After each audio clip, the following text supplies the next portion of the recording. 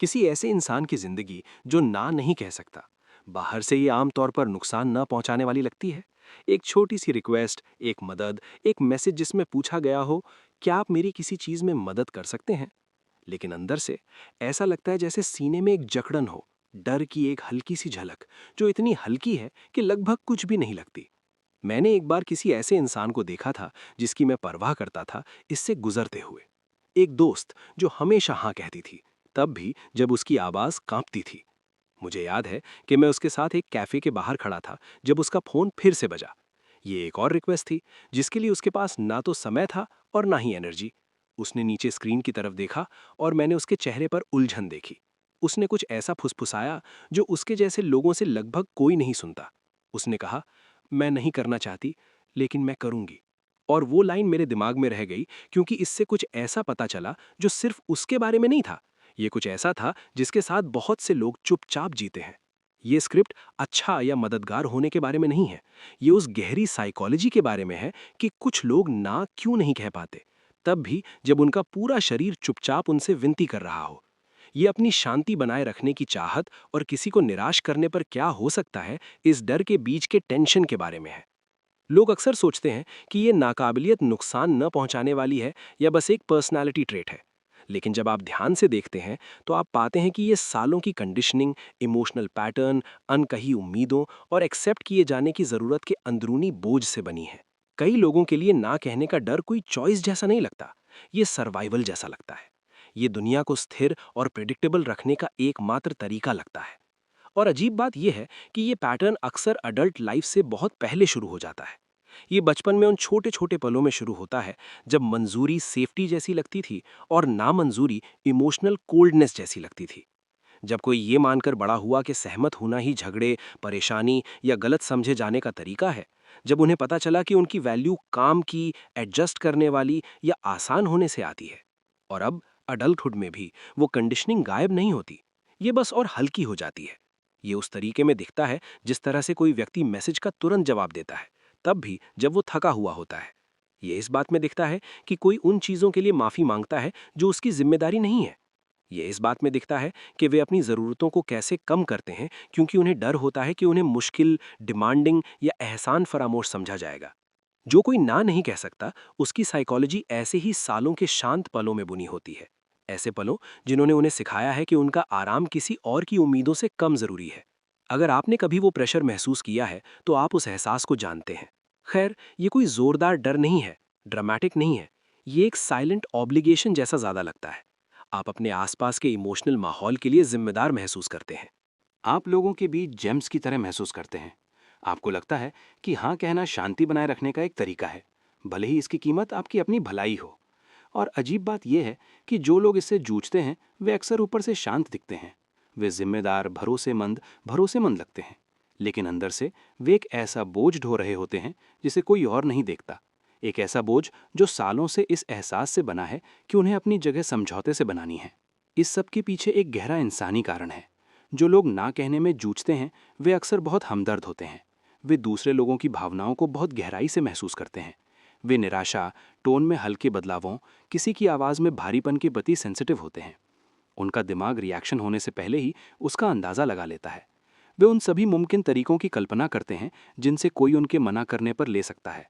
और भले ही असलियत ये हो कि कुछ भी बुरा नहीं होगा, पिछले अनुभवों की साइकोलॉजिकल छाप कुछ और ही कहती है। ये कमज़ोरी नहीं है, ये इमोशनल वायरिंग है।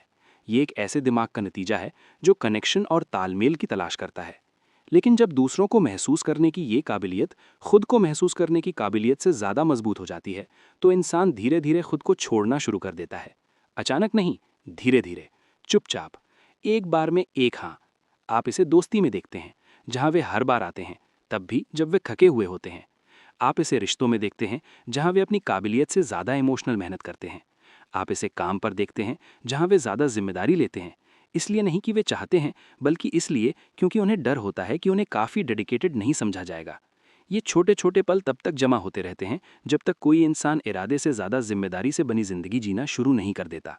सच तो ये है कि जो लोग ना नहीं कह सकते वे अक्सर ये मानकर बड़े होते हैं कि उनकी मौजूदगी कमाई हुई है। वो प्यार शर्तों पर था, कि कोऑपरेटिव होना वैल्यू पाने या इमोशनल दूरी से बचने का सबसे सेफ तरीका था। और बड़े होने पर भी दिमाग उन यादों को नई सिचुएशंस में ले जाता है। जब हालात अलग होते हैं, तब भी दिमाग किसी को रोकने की कोशिश नहीं कर रहा होता। वो उन्हें उस डर से बचाने की कोशिश कर रहा होता है जो कभी असली लगता था। इसे खुद से मानने में एक तरह का भारीपन होता है। ये महसूस करने में भारीपन कि नहीं ना कह पाना सिर्फ एक बुरी आदत नहीं है।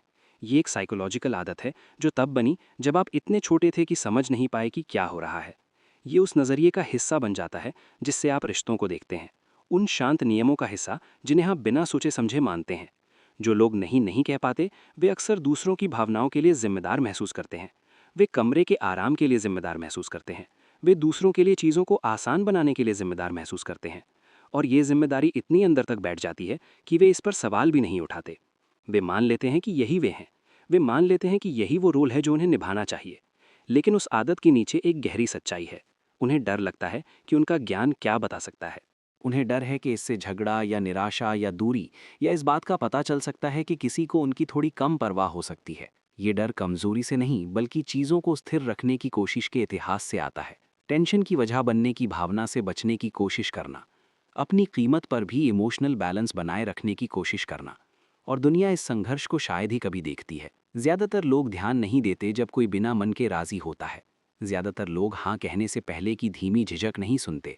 ज्यादातर लोग जवाब देने से कुछ मिली सेकंड पहले खुद से होने वाली अंदरूनी बातचीत को नहीं देखते।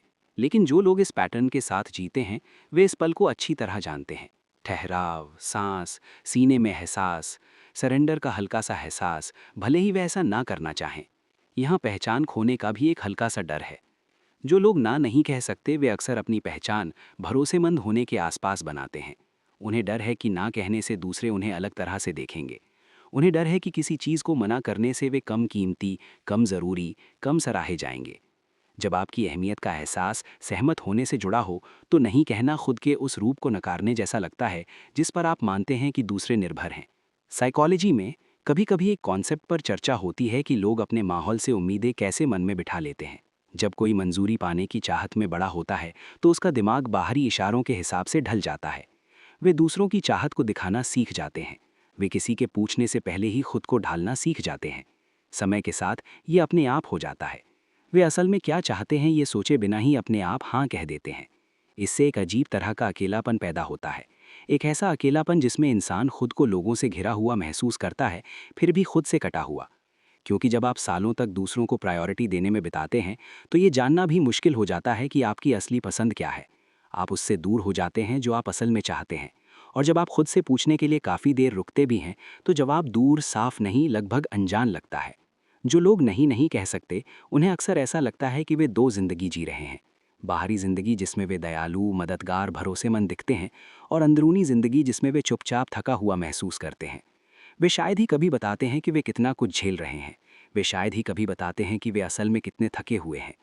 वे अपनी मुश्किलों से किसी को तकलीफ नहीं देना चाहते। वे बोझ नहीं बनना चाहते। इसीलिए वे चुपचाप अपनी थकान झेलते हैं, खुद को यकीन दिलाते हैं कि ये तो बस उनका हिस्सा है। मैं ऐसे बहुत से लोगों से मिला हूँ जो हाँ कहते हैं जबकि उनका दिल ना कहता है। उन्हें लगता है कि राज़ी होने से चीज़ें स्टेबल रहती हैं, लेकिन अंदर ही अंदर वे जानते हैं कि ये धीरे धीरे उनकी अंदर की ताकत को कमज़ोर कर रहा है।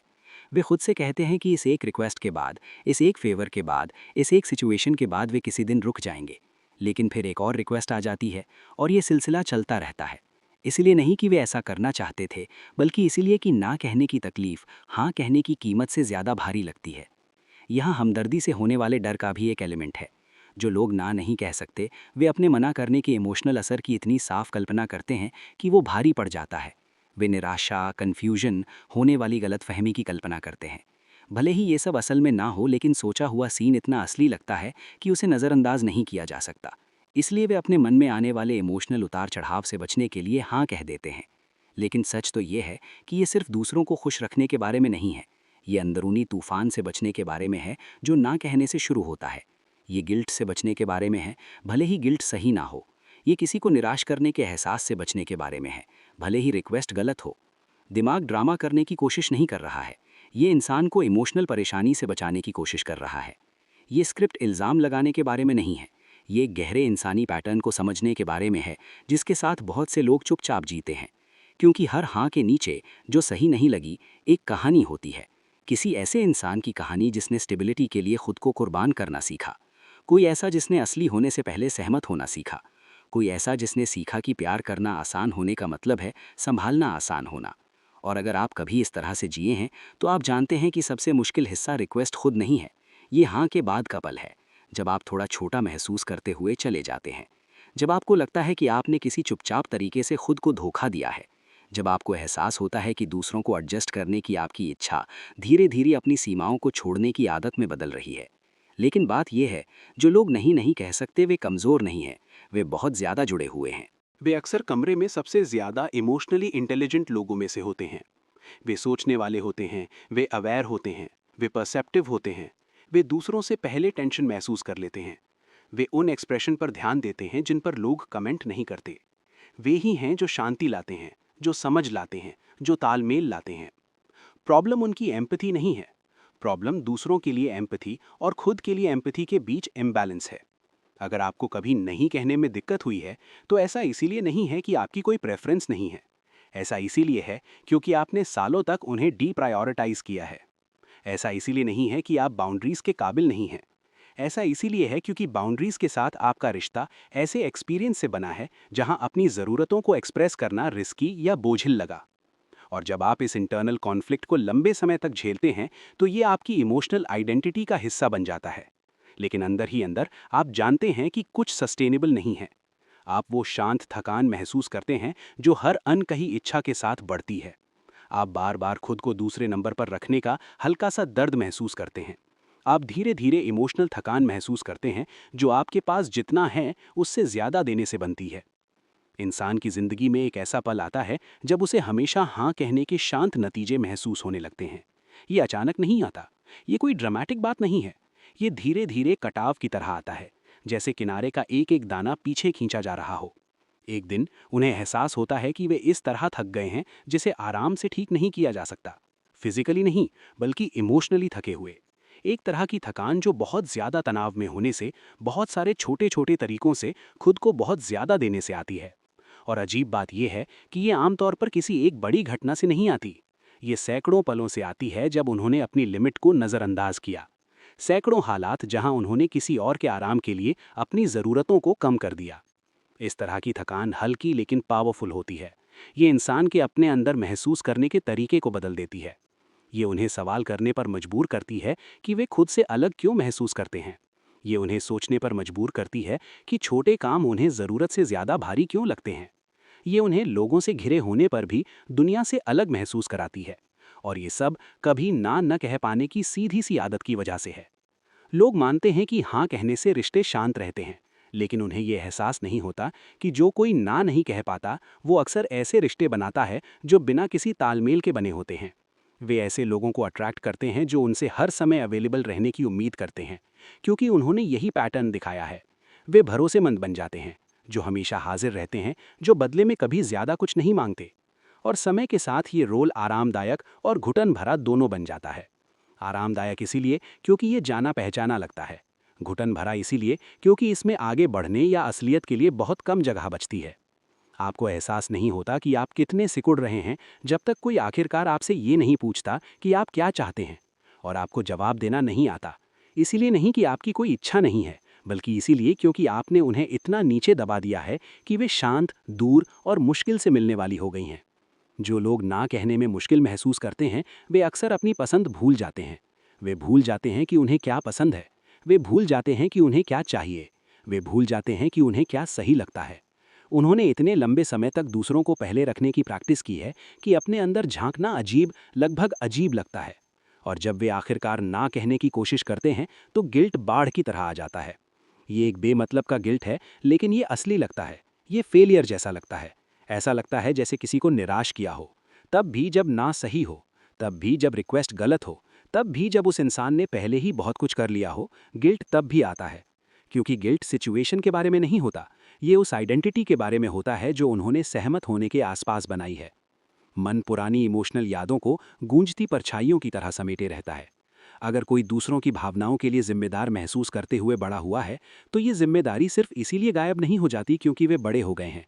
ये शरीर में बनी रहती है, ये रिफ्लेक्स में रहती है।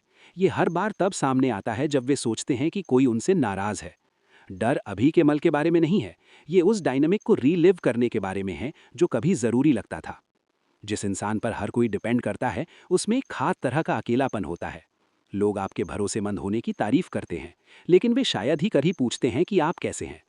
लोग आपकी मदद करने के लिए आपको धन्यवाद देते हैं, लेकिन वे शायद ही कभी कीमत के बारे में सोचते हैं। लोग आप पर भरोसा करते हैं, लेकिन वे शायद ही कभी सोचते हैं कि आप पहले से ही कितना बोझ उठा रहे हैं। और आप बदले में बोलते नहीं हैं, क्योंकि बोलना अनकहा कॉन्ट्रैक्ट तोड़ने जैसा लगता है। वो कॉन्ट्रैक्ट जो कहता है कि मैं आराम से रहूंगा, मैं सहमत रहूंगा, मैं चुपचाप सब कुछ झेल लूंगा। लेकिन सच तो ये है कि कोई कितना भी मजबूत क्यों ना हो, हर किसी की अपनी सीमाएं होती हैं। और उन लिमिट्स को नज़रअंदाज करना आखिर में भारी पड़ता है।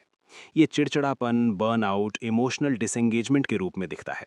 ये नाराज़गी के रूप में दिखता है, भले ही इंसान ऐसा महसूस ना करना चाहे। ये अनदेखे होने के एक शांत एहसास के रूप में दिखता है। जो लोग ना नहीं कह पाते, वे अपनी ज़िंदगी में खुद को अनदेखा महसूस करने लगते हैं। इसलिए नहीं कि दूसरों को परवाह नहीं है, बल्कि इसलिए कि वे कभी दूसरों को खुद को सच में देखने का मौका नहीं देते। एक पैटर्न ये भी होता है कि वे खुद को यकीन दिलाते हैं कि उन्हें कुछ करने में कोई दिक्कत नहीं है। वे खुद से कहते हैं कि यह एहसान कोई बड़ी बात नहीं है। वे खुद से कहते हैं कि वे मदद कर रहे हैं क्योंकि वे दयालु हैं। लेकिन अंदर ही अंदर वे इमोशनल रूप से कमज़ोर महसूस करते हैं। उन्हें चुपचाप नाराज़गी बढ़ती हुई महसूस होती है।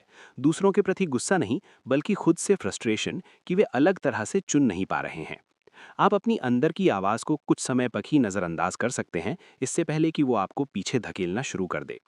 वो आवाज़ सालों में धीमी होती जाती है, लेकिन कभी गायब नहीं होती। वो इंतज़ार करती है, वो शांति के पलों का इंतज़ार करती है। जब सब कुछ आखिरकार शांत हो जाता है, तो वो धीरे से कहती है। वो ऐसे सवाल पूछती है जिनका सामना करना मुश्किल होता है। ऐसे सवाल जैसे, आप खुद को कब चुनेंगे? और आप कब तक उन जगहों में फिट होने के लिए सिकुड़ते रहेंगे जो आपको नहीं मानती? और यहाँ कुछ ज़रूरी बात है।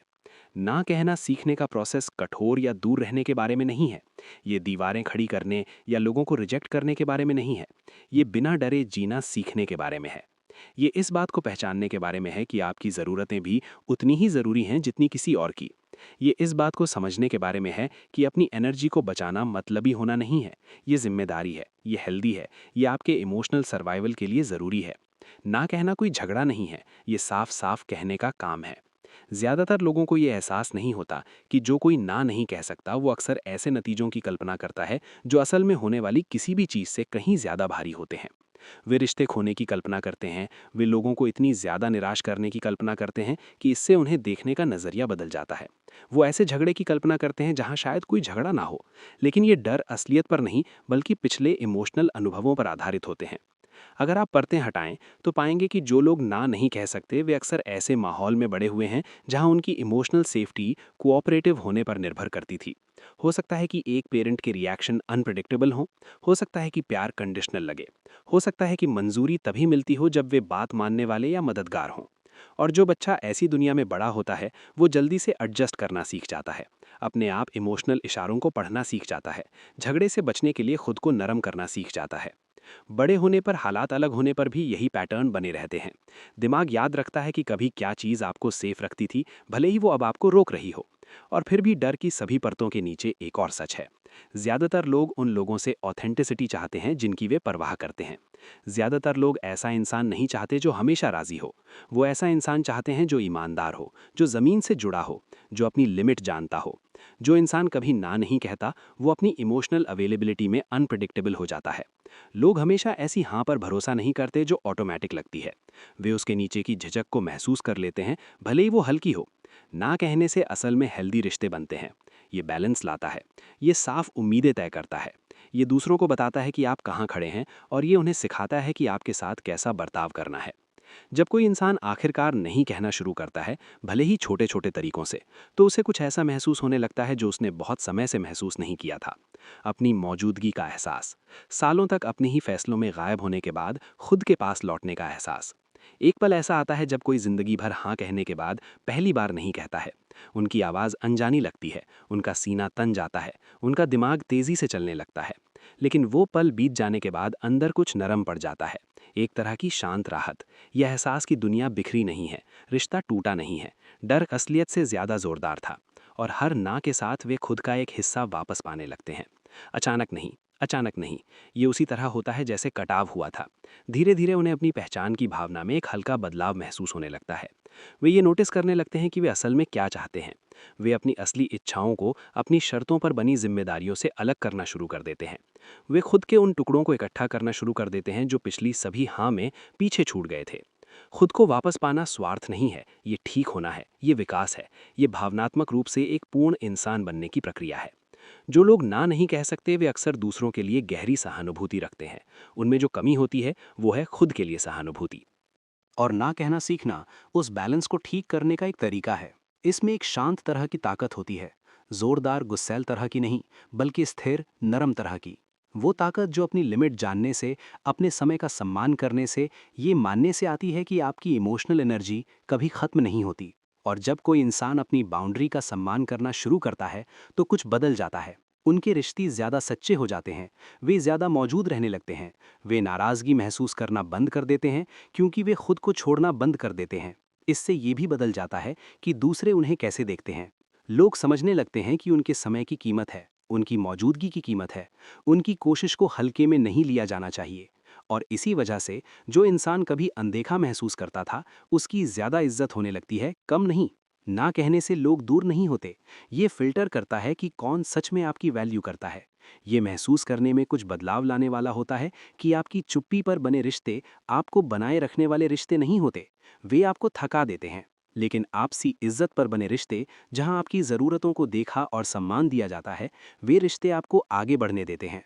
कभी कभी सबसे मुश्किल काम दूसरों को ना कहना नहीं होता, बल्कि खुद के उस रूप को ना कहना होता है जो मानता है कि आपको हमेशा उपलब्ध रहना चाहिए। उस आवाज़ को ना कहना जो कहती है कि आप तभी लायक हैं जब आप कुछ दे रहे हों।